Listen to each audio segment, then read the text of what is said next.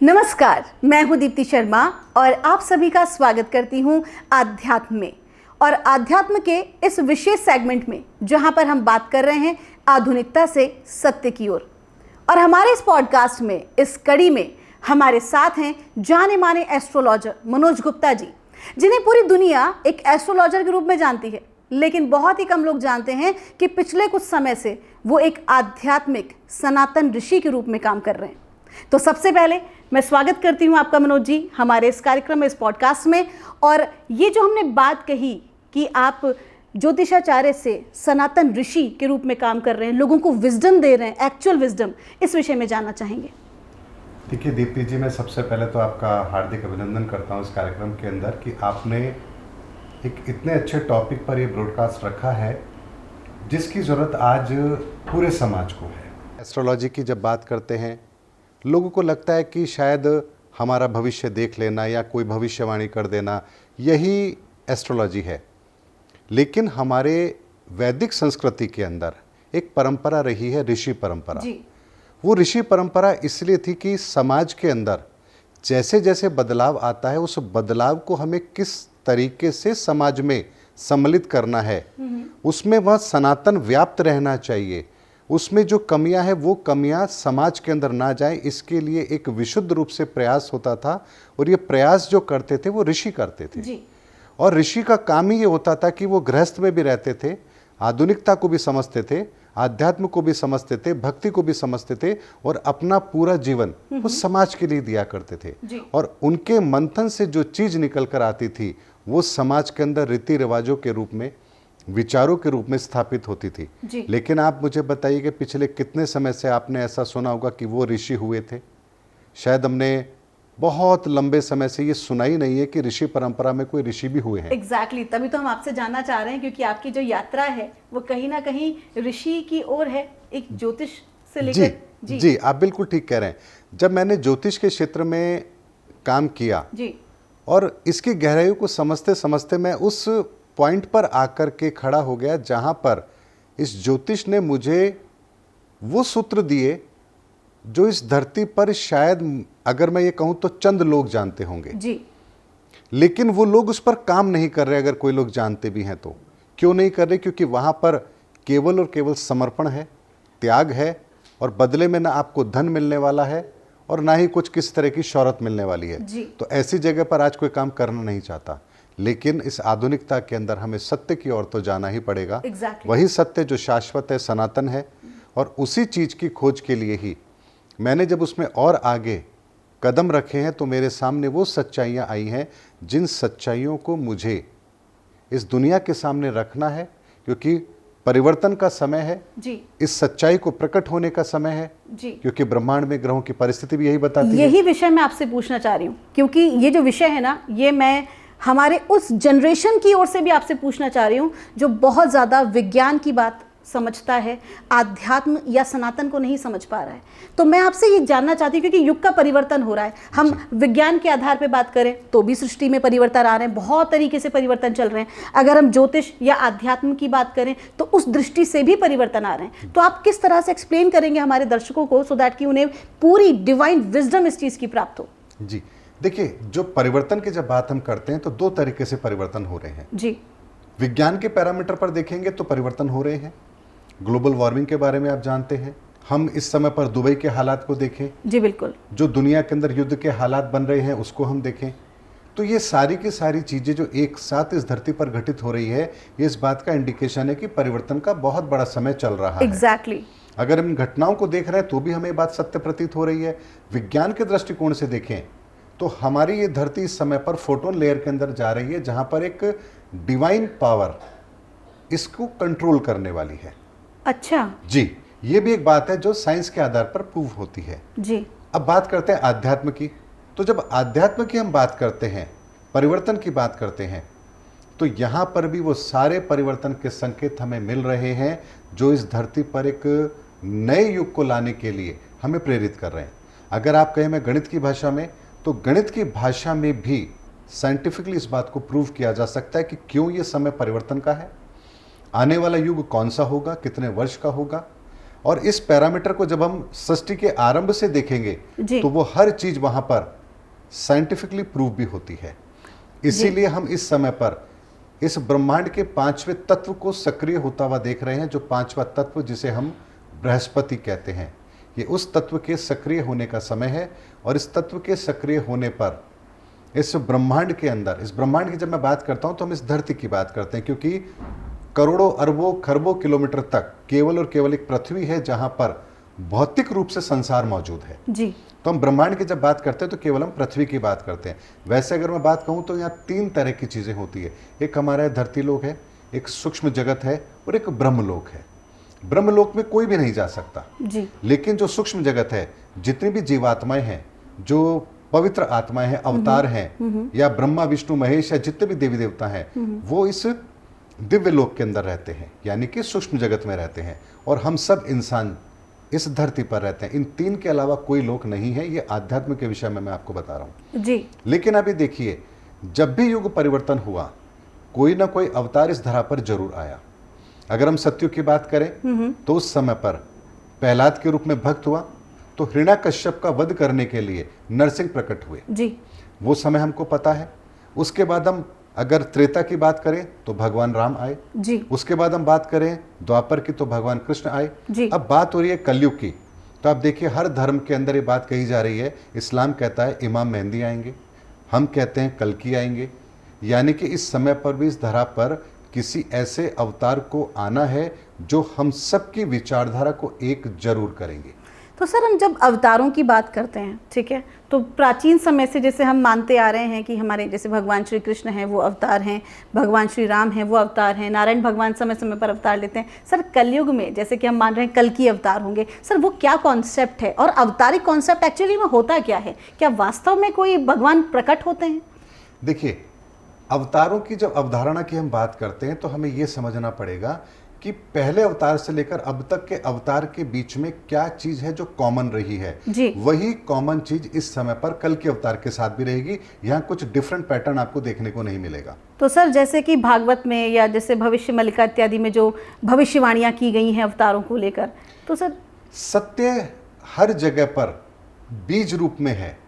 हमें उस सत्य को बीज रूप से निकाल करके उस सत्य को समझना पड़ेगा।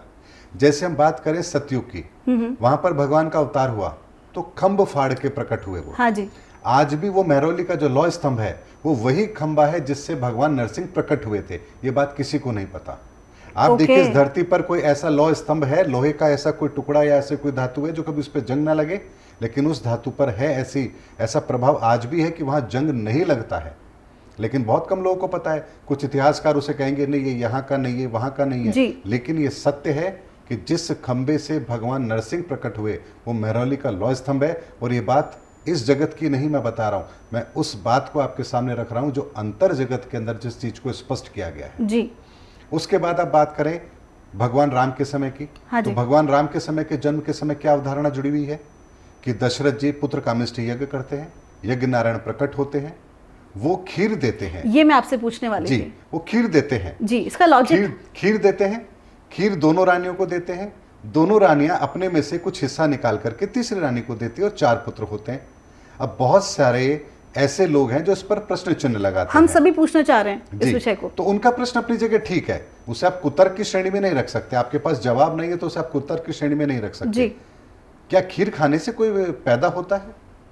लेकिन वहां पर इस घटना के साथ में यह भी तो कहा जा सकता था कि यज्ञ नारायण प्रकट हुए और उन्होंने रानियों को आशीर्वाद दिया कि तुम्हारे पुत्र हो जी। ऐसा भी तो कहा जा सकता था। लेकिन वहां पर सच घटना को रखा गया कि वहां यज्ञ नारायण प्रकट होते हैं और खीर देते हैं जी। वो खीर का सेवन वो करती हैं, रानियां करती हैं, और उसके बाद में भगवान राम और उनके बाकी 3 भाई पैदा होते हैं। ये सनातन प्रक्रिया है। ये वो सनातन प्रक्रिया है जो ये साबित करती है कि इस धरती पर मनुष्य के जन्म से लेकर के और आज तक, यानी जब पहला इंसान बना होगा तब से लेकर आज तक किस तरह का विज्ञान काम कर रहा है। जी। आप देखिए, एक प्रश्न आता है मुर्गी पहले आई कि अंडा पहले आया? इसी तरह से अगर मैं कहूं पहले पुरुष आया कि पहले स्त्री आई?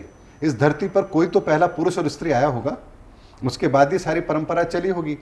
तो आप कहेंगे कि पहले स्त्री थी तो फिर पुरुष पुरुष कैसे कैसे आया? आया? पुरुष था जी। तो फिर वो स्त्री नहीं थी तो फिर पुरुष कैसे आया? जी।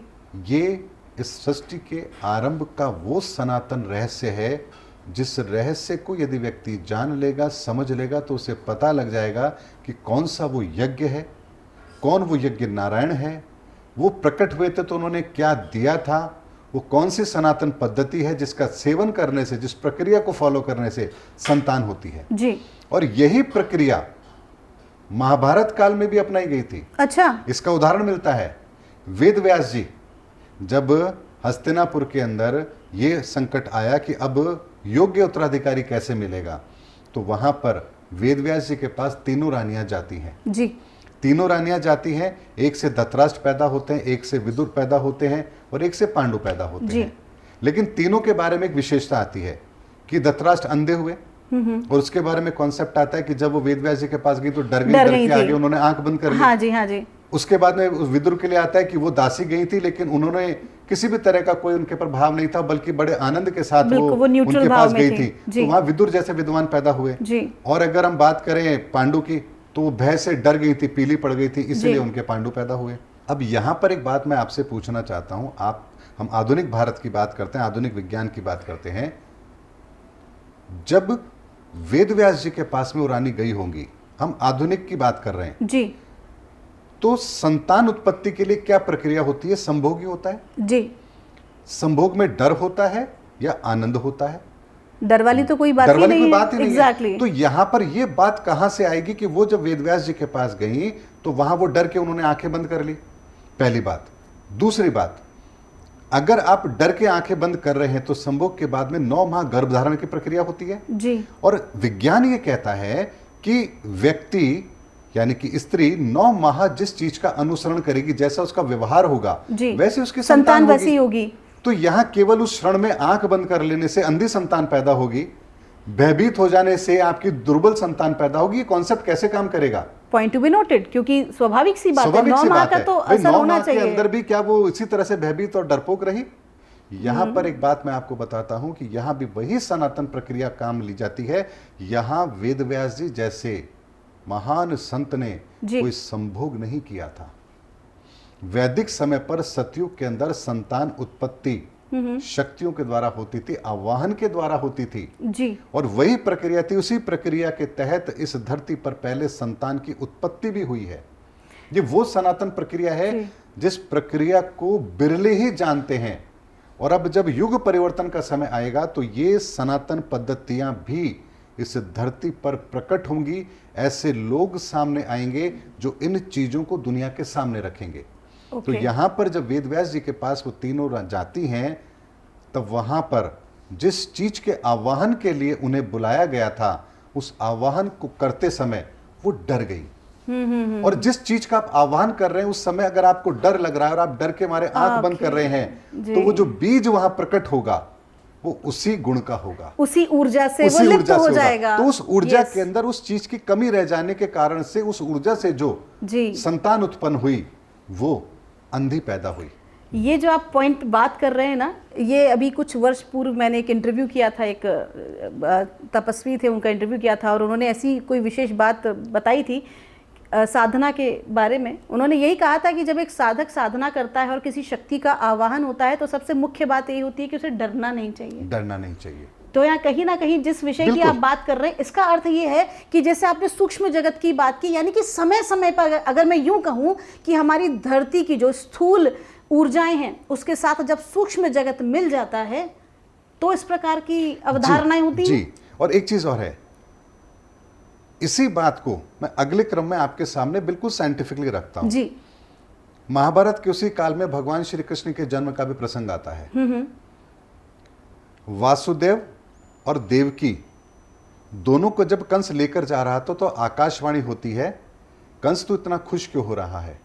इसी देवकी की 8वीं संतान तेरा वध करेगी जी। अब यहां ये बात सुनकर के कंस बड़ा विचलित हो जाता है, जबकि वो अपनी बहन से बहुत प्यार करता था।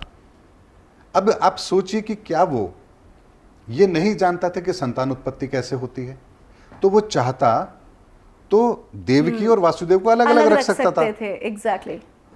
हालांकि उसने ऐसा ही किया था, उसने ऐसा नहीं किया था कि उनको साथ रखा था, उसने उन दोनों को बेड़ियों में जकड़ करके दोनों को अलग अलग कारावास में रखा था। ओके। क्योंकि वो जानता था, उसने सोचा था कि अगर मैं इनको मिलने ही नहीं दूंगा तो संतान कैसे पैदा होगी, और संतान नहीं पैदा होगी तो मेरा काल पैदा कैसे होगा। तो यहां उन्होंने कारावास में उनको रखा। कारावास में रखने की क्या जरूरत थी? अगर मान लीजिए उनको साथ ही रखना था तो महल में भी रखा जा सकता था, कारावास में रखने की क्या जरूरत थी? बिल्कुल सही बात है। तो यहां पर कारावास में उनको अलग अलग रखा गया था, और कंस को यह पता था कि मैंने अब अपने मृत्यु को ही पैदा होने से रोक दिया है। लेकिन इस सनातन प्रक्रिया के अंदर जी।